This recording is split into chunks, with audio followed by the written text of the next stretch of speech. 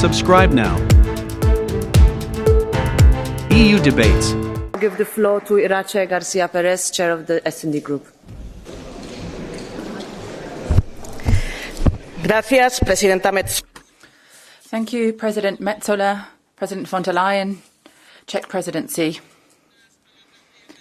I'd like to start with some word of thanks to Magdalena and Agnieszka for your commitment, your solidarity, but above all, because you're a clear example of the history of Europe. Europe who has always shown welcomes to people, who've always opened their arms to those who are fleeing war and hunger. Europe who wanted to demonstrate that solidarity is one of their values. A mixed Europe, a multiple Europe, a Europe that we remain extremely proud of, so thank you. It's very difficult to assess the State of the Union without repeating the words that we've been saying for a very long time now. We're facing historic challenges.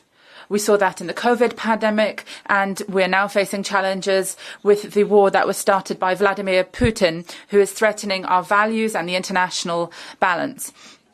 That's why it's so important that we maintain our unity and we strengthen our commitment to freedom and the integrity of Ukraine. And at the same time, we have to act quickly with ambition and solidarity in order to reduce the social and economic effects of this war. You just have to go to the supermarket to see that the typical shopping basket prices are increasing every day. Measures have been taken to contain inflation, but the price of food and energy are increasing with no limit. The European Central Bank has increased the cost of capital, but this means that mortgages are going up without even referring to heating bills. Ladies and gentlemen, this is the state of our union. Let's be clear. Being clear, however, doesn't mean that we should be pessimistic nor fatalistic. We're here to find solutions, to try to find solutions which do exist.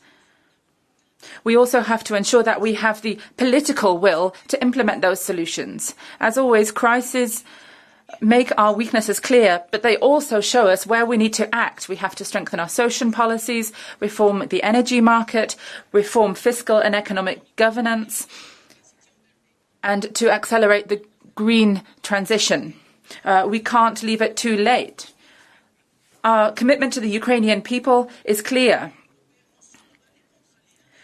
However, to get the support of the European citizens, we don't just have to celebrate military victims. We also have to ensure that we put ourselves in the shoes of those who are suffering from this war, including those in the European Union, because without that, we're going to see a backlash against the war, as well as populism and the extreme right. President von der Leyen, we have always been loyal partners during the pandemic, and we will be again now to tackle this crisis and to avoid recession.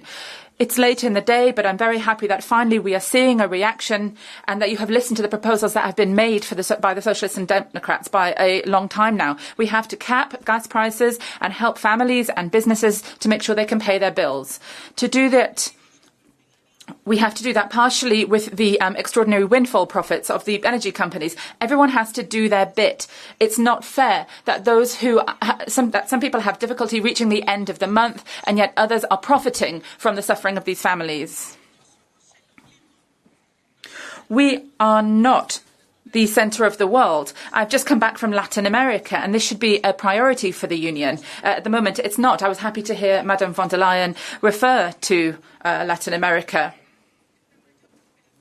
It shows that we need more cooperation. Latin America is a natural ally in the global order. We have to be more present there and not leave a void that can be filled by other powers.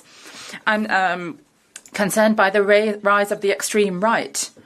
We have to stand firm on the rule of law, and the Commissioner von der Leyen is the guarantor of principles and the treaties. We have to be very clear and firm on this.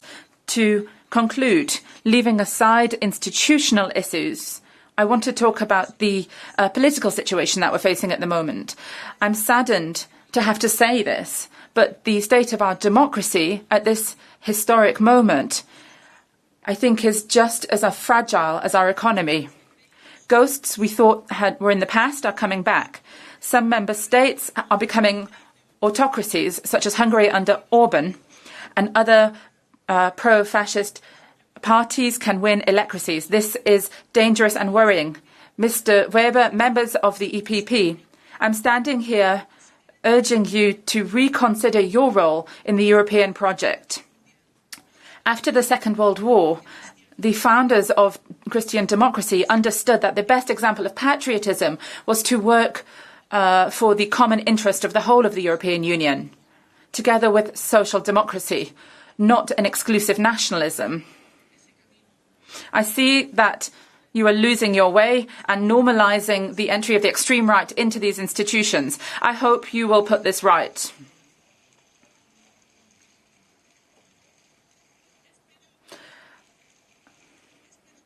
I hope that you will find your way, because we have a shared responsibility.